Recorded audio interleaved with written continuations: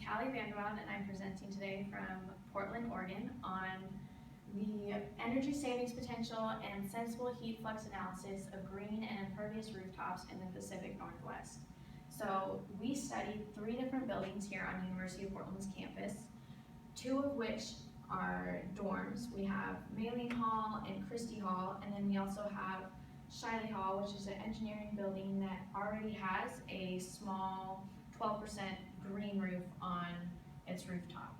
And so we're looking at these buildings to figure out what kind of heat flux difference is there with a green roof versus an impervious rooftop, because a green roof essentially should provide an insulating layer that will make it so less heat is escaping out through the building rooftop. So we measured temperatures at 2 meters and 1 meters. We subtracted the 2 meter temperature from the 1 meter temperature to determine our heat flux. We have the Shiley heat flux, which is again the vegetated rooftop in green. Then below that, we also have Mailing and Christie, which are both non-vegetated rooftops. These heat fluxes are calculated using 12 UTC measurements, which 4 a.m. local time, and are averaged over the course of a week.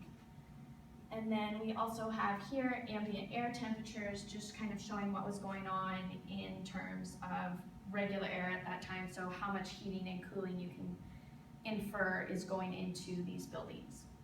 So to statistically analyzing our heat flux data, which is again shown in figure 2, we found that there is a statistically significant difference between the heat flux in Shiley versus Mailing and also in Shiley versus Christie. So there is a statistically significant difference between the heat flux in a green roof building and a non-vegetated building.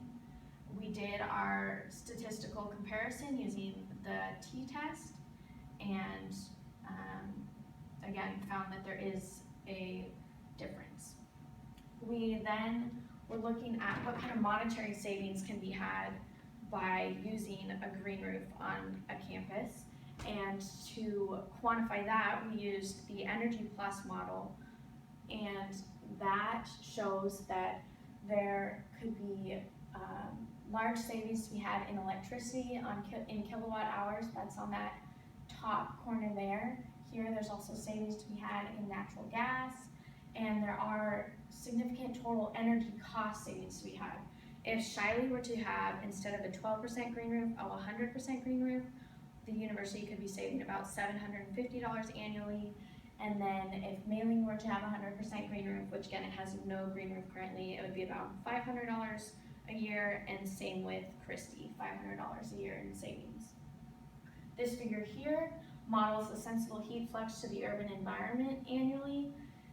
There's not huge annual savings to be had with just a 12% green roof on Shiley, but as soon as that green roof becomes 100% of the rooftop, there are, especially here with summer daily peak averages, huge heat flux savings to be had versus the rooftop it currently has with a 100% green roof. Same here, this is Mailing, and finally same here, this is Christie.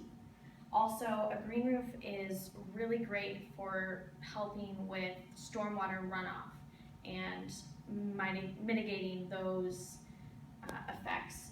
So this graph here, figure 7, shows the annual water balance to be had on these rooftops.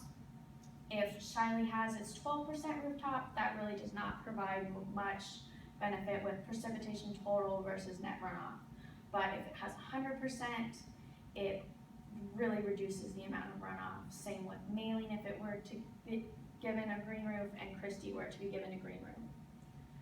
Our data then, just as a conclusion, we have that green roofs could decrease the urban heat island effect with less heat flux, could provide benefits with the annual water balance, which would be significant because in periods of heavy rain here in Portland, the runoff can cause raw sewage to come up and mix into the environment, which is an issue.